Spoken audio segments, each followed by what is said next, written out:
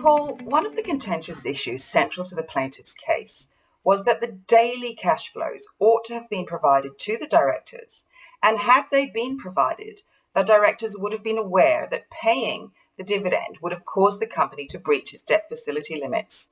What did the court have to say about that?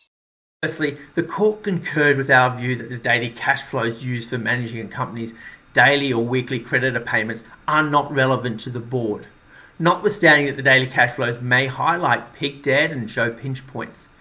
This is because boards are interested in changes of debt over time and whether the company remains within its debt facility limits, notwithstanding that one-off sporadic daily facility breaches may occur with the knowledge and permission of the facility provider.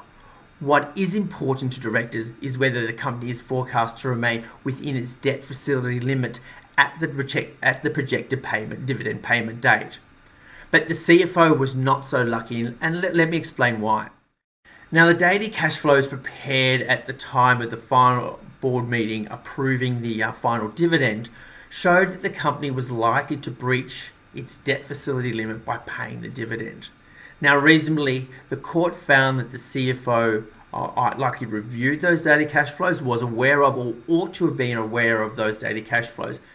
Accordingly, the court concluded the CFO breached his duty under Section 180 because the final dividend payment he prepared did not set out the rationale behind his conclusion that the interests of the creditors would not be materially prejudiced by paying the dividend, which he knew was forecast to cause the company to exceed its debt facility limits.